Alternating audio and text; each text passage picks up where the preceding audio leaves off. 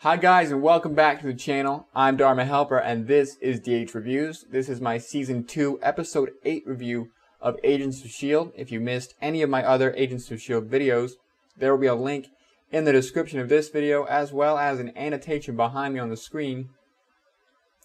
You can click either of those and it'll take you right to the Agents of S.H.I.E.L.D. playlist. Also earlier this week I put out my Season 1 Episode 4 review of Constantine and my Season 1 Episode 9 review of Gotham. There will be links for those in the description of this video if you're interested in my thoughts on those series. With that being said, Season 2, Episode 8 of Agents of S.H.I.E.L.D. was called The Things We Bury, and in this episode both teams, Hydra and S.H.I.E.L.D., are racing and competing to try and find the city that we learned about in the episode last week. And also in this episode, Ward continues on his warpath, and we get a little bit more information about Whitehall and about Sky's father. So that's the basic premise of the story of this episode. Is we get more information about the city from Sky's dad, and they're finding the city and trying to figure out where the city is. We get more information about Whitehall and Sky's father and that relationship. We get Ward is going on his warpath and trying to figure things out for himself and trying to do a lot for his plans. And that kind of covers the story of the episode. So let's talk about the characters of the episode, and let's talk about Whitehall first off. Whitehall, as we know, is kind of a disciple of the Red Skull, and he was in World War II and in the 40s and all this stuff. And he was captured and held at a S.H.I.E.L.D. facility, and we discover that he aged up and he was old and decrepit, and then the Hydra agents that had infiltrated S.H.I.E.L.D. rescued him, and he was able to continue his research about the obelisk and about the people that were allowed to touch it. And he found this one woman who looks very much like Sky, and he was able to kill her and take her organs or whatever, and in a very mad Nazi scientist doctor type scenario, transfer her what looked like immortality or agelessness to himself. And so that's why he looks the way he looks, and why he was able to live for so long and still maintain his appearance of youthfulness and vigor.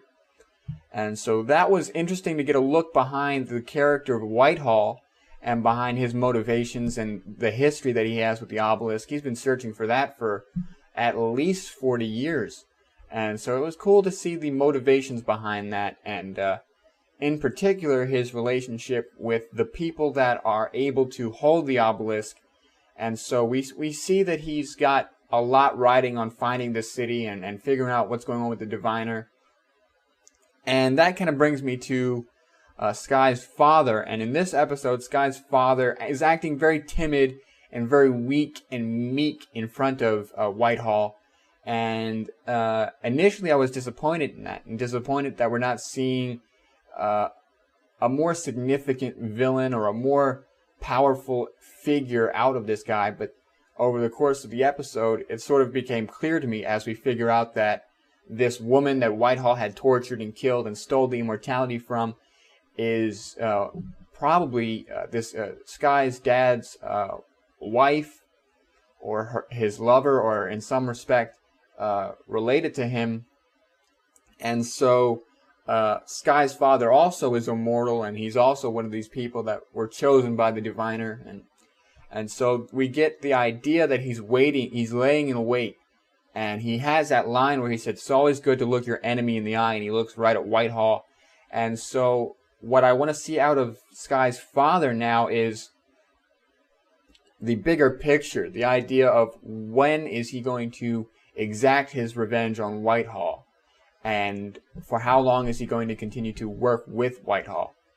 Because to me, he looks very capable, but he looks like he could handle himself in terms of in a fight or anything like that. But I guess he needs Whitehall and Hydra's, their resources and their manpower, in order to combat S.H.I.E.L.D.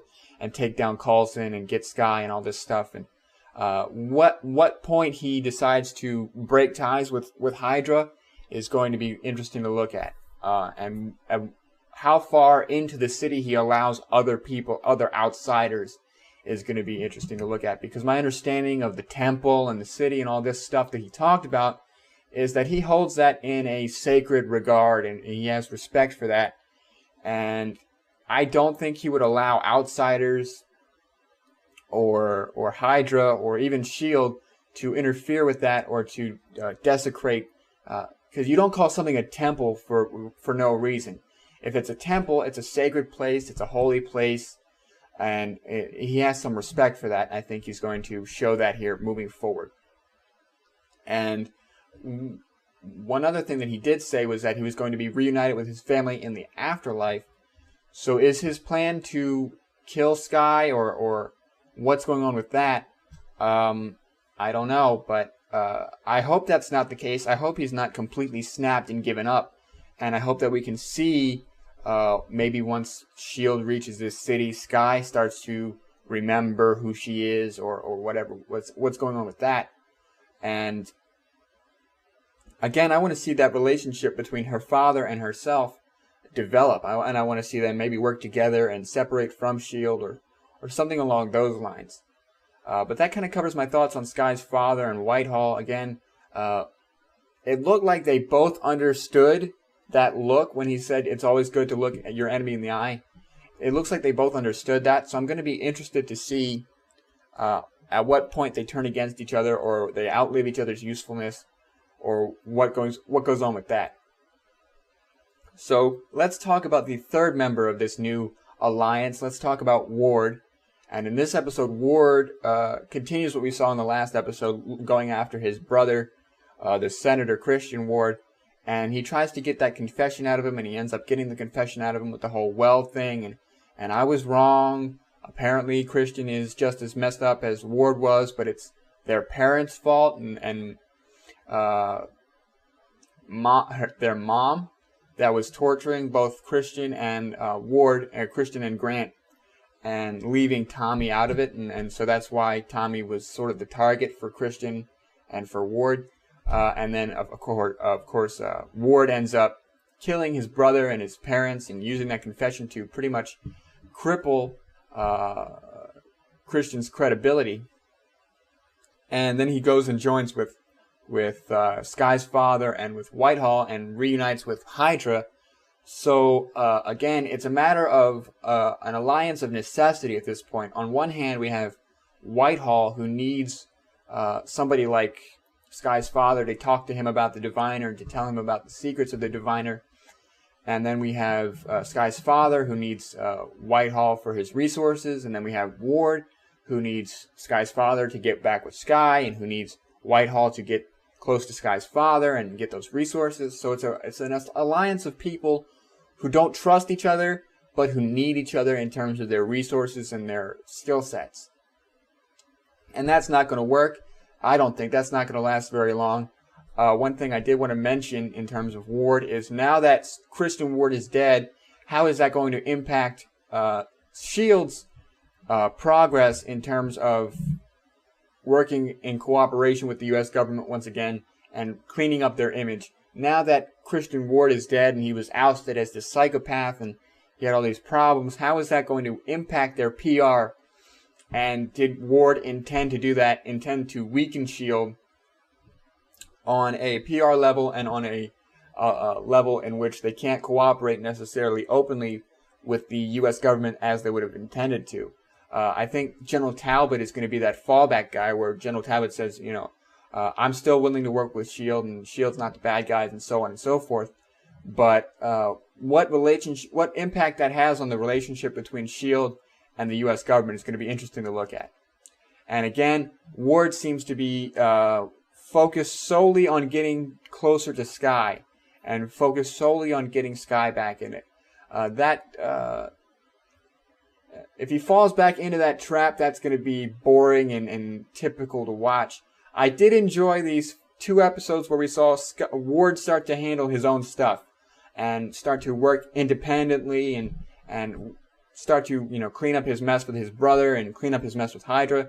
But now he's going to fall back into that trap of everything I'm doing for Skye and blah blah blah blah blah, and that's going to be boring to watch and not interesting. So that kind of covers my thoughts on those three characters. Let's talk about S.H.I.E.L.D. in this episode, and in particular I want to talk about Fitz to start off with. Fitz is, because in the episode, Coulson sends everybody on separate missions to kind of compartmentalize the idea of this mission to take out a satellite or a satellite network in Honolulu, so that a satellite network that is less defended in Australia will go up as a backup, and they can infiltrate that and map out where the city is on Earth. And so Fitz's role in that is to build the transmitter or whatever it was in under 6 minutes so that they can build it, install it, and get the information that they need out of the Australia site. And again, Fitz, his recuperation is moving at a nice pace. We're seeing the idea that he can come back from this start to emerge and start to impact his confidence and impact his character, and I enjoyed that. What we're seeing is now that these people are not treating him like a porcelain doll or a broken man, now that they're treating him like a member of the team and giving him missions and giving him tasks to do and supporting him, he's coming back. And I think that was the main blockade, the main barrier for him in his recovery, was he wasn't getting the treatment and the respect and the dignity that he deserved and that he needed in order to recover. Everyone was treating him like a broken person, so he acted like a broken person and he believed himself to be broken. But now that Max started off respecting him and treating him right and giving him all these support, and now that the team is slowly starting to realize that he needs support and he needs respect and dignity and he needs something to do, we're seeing that emerge from Fitz. And maybe we'll see that he's better off than he was after his accident. Maybe we'll see that he's smarter or he's more capable or whatever the case may be. And again, I want to see what impact his recuperation is having with his relationship with Simmons and his relationship with Mac.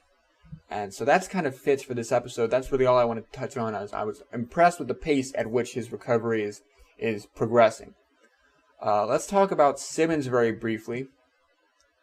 And Simmons, they have a line in the episode where they're talking about the hypnosis, and Bobby says that any one of these agents of Hydra could have been hypnotized or brainwashed and not realize it. And then the camera sort of pans to Simmons, and she says, "Oh yeah, right." And the implication from that is that maybe Simmons had been hypnotized or brainwashed. And in my last review, I said that Simmons wasn't acting very much like Simmons. And maybe that's the case. Maybe because they were ambushed at the Australia site, and so obviously somebody let slip that they would be there. And so maybe Simmons is a mole or something like that. And that would be interesting to explore, an interesting wrench to throw into the works in terms of reconciling Fitz and Simmons and their relationship. So looking out for that in the future is going to be something to watch for and something to keep an eye on, because that obviously that is intentional, what they did in terms of bringing that line of dialogue up and looking at Simmons and Simmons having that sort of brush off moment, and then the ambush in the Australia site. So that's Simmons. And speaking about Bobby, let's talk about Bobby and Hunter in this episode. Bobby has a lot of secrets. She's talking with the gentleman from Hydra, whose name I can't recall off the top of my head, but I'll put it here or I'll put it somewhere.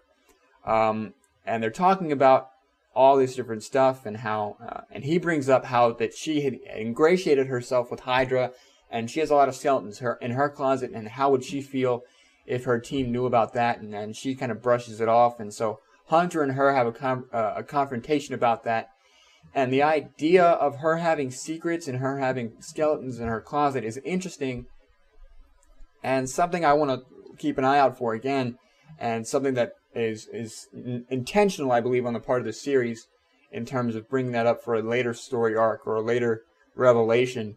And I want to figure out what that is and figure out what Bobby's place on the team will be after all that comes to light. And in terms of her and Hunter get very close in this episode, and they sort of reignite that romance and relationship, and that's going to have an impact on the team dynamic, and that's going to have an impact on whether or not Bobby's secrets come to light and what Hunter's reaction to that will be. So that's going to be something to look out for, and just something that I feel like I had to bring up in terms of the review. And let's round off my character's discussion with Mac and that whole thing, because he was talking with, I think it was Hunter or Triplet, about Coulson's behavior and how he felt uncomfortable taking orders from a guy who looked really unstable and violent. And that's going to be something that was, I think, another intentional drop in the bucket here in terms of setting up later storylines and possible divisions in S.H.I.E.L.D. and possible schisms on the team in terms of leadership, and Mac, who has good intentions, maybe not making the best or the wisest decision here coming up in terms of his leadership or his ability to follow orders or what have you. And that's going to be something that the team is going to have to decide in terms of, are they on Mac's side or are they on Coulson's side? Do they understand the dangers of Coulson and agree with Mac? I think Fitz maybe will go with Mac. Simmons will side with Coulson. May will obviously side with Coulson. Sky might be on the fence. Triplet might be on the fence. Bobby and Hunter will go together, or maybe they'll separate, and maybe we'll see a division of the team in terms of how to go about things and who should be the leader and what S.H.I.E.L.D's mission statement is. But that kind of covers my thoughts on characters.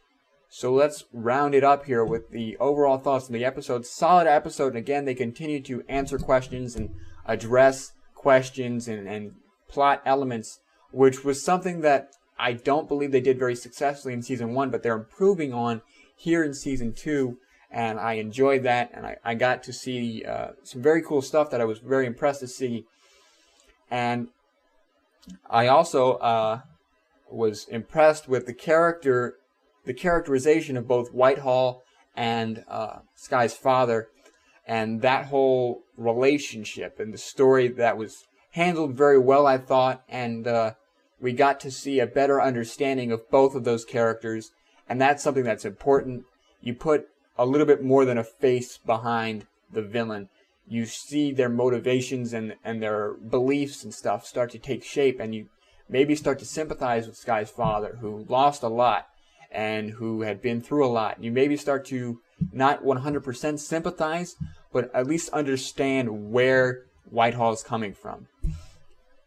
I like the idea of maybe a schism between the team, and that's starting to develop. I like the idea of a mole in the team, maybe an unwitting mole. Maybe Simmons is unwillingly hypnotized, and that's going to be a problem for the team to solve. So overall, solid episode, very well done. I enjoyed it, and I hope you did as well. Agents of S.H.I.E.L.D. is off again next week, so there will not be an Agents of S.H.I.E.L.D. review for you guys next week. But if you enjoyed this review, leave a thumbs up so I know I'm headed in the right direction. Hit me up on the comment section down below if you have anything you want to add, or on Twitter at the DH Reviews if you have anything you want to add to the discussion, anything I might have missed or said that you agree or disagree with. If you want to see more of these reviews, subscribe to the channel, and you will see these reviews as they come out. Mondays are Constantine, Tuesdays are Gotham, Wednesdays are Agents of S.H.I.E.L.D. occasionally, and Thursdays are Scorpion reviews. If you want to help me out a lot, you can share this video, get this video out there on Twitter, Facebook, Tumblr.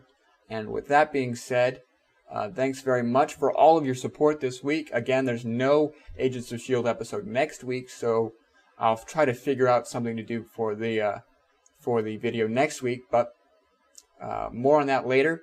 Also, again, I want to remind you guys that my next 2 live streams, the first live stream is going to be the week of December 9th, probably on that Saturday, 6:45 p.m. like I did the Constantine review, and that'll be for the winter finale of Agents of S.H.I.E.L.D. And then the next one will be January 6th, the week of January 6th, probably on that Saturday, 6:45 p.m. Eastern Standard Time, like I did for Constantine. And that'll be for the premiere of Agent Carter. And for the Agents of S.H.I.E.L.D. live stream, I have some stuff planned, some treats, some interesting, cool stuff out. Just kind of have fun with it. And I hope to see you guys there. And again, I'll have more information on that in terms of a date and everything once that gets closer. With that being said, I've been Dharma Helper, and this has been DH Reviews, so I will see you guys in the next video.